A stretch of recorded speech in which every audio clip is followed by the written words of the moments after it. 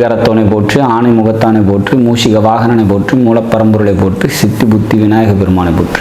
குருவே சரணம். இணையத்தாள் இணைய மீதங்களுக்கு வணக்கம்.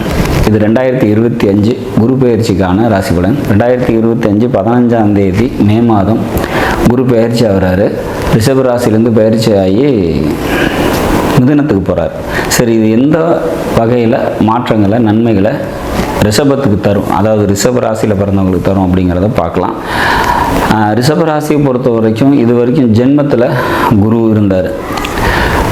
குரு ராசியிலே சஞ்சரிக்கிறது ஒரு சிறப்பு தான் அப்படிங்கிறத நம்ம சொல்லித்தான் ஆகணும். ஏன்னா 5ஆம் வீட்டை பார்ப்பார், 7ஆம் வீட்டை பார்ப்பார், அதை பாகிஸ்தானத்தை பார்ப்பார். இதனால் அந்த அவரோட பார்வையினால் பல நன்மைகளை இது வரைக்கும் அமைச்சிரும்.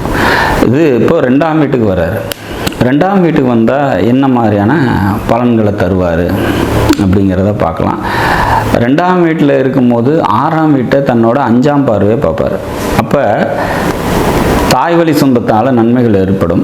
வேலைக்கு போயிட்டுருக்கீங்க அப்படின்னாக்கா வேலையில் ப்ரொமோஷன் கிடைக்கிறதுக்கான வாய்ப்புகள் உண்டு. வேலை நல்லபடியாக அமையும். இது வரைக்கும் வேலை இல்லாமல் கஷ்டப்படுறீங்க அப்படின்னா வேலை கிடைக்கிறதுக்கான வாய்ப்புகள் உண்டு அப்படிங்கிறத நம்ம எடுத்துக்கலாம். 6ஆம் வீடு தைரியம், தன்னம்பிக்கை, வீரியம் இதெல்லாம் அதிகரிக்கக்கூடிய வகையில் சூழ்நிலைகள் அமையும் அப்படிங்கிறதையும் நம்ம எடுத்துக்க முடியும்.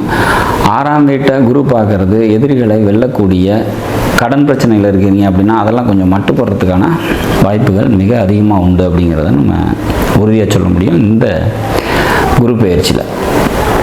சரி, அடுத்ததாக 7ஆம் பார்வையை உங்களோட 8ஆம் வீட்டை பார்க்குறாங்க.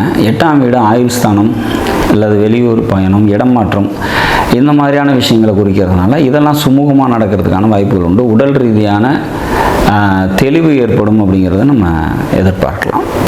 சரி, அடுத்தது பாக்கியஸ்தானம், அதாவது 9ஆம் பார்வை அப்படிங்கிறது, பாக்கிய பார்வை அப்படிங்கிறது குருவுக்கு உண்டு. அந்த பாக்கிய பார்வைங்கிறது உங்களோட தசம கேந்திரத்துக்கு, அதாவது ரிஷபத்துக்கு 10ஆம் வீட்டுக்கு விழுது.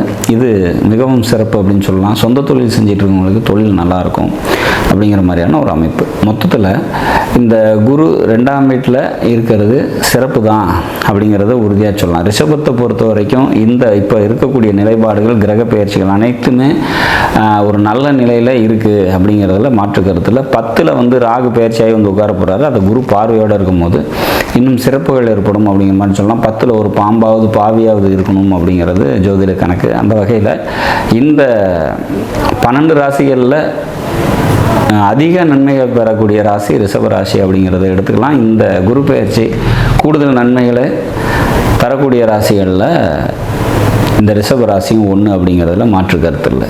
நாடும் நாட்டு மக்களும் நலமுடன் வாழ நவகிரகங்களை வேண்டி அமைகிறேன். நன்றி, வணக்கம்.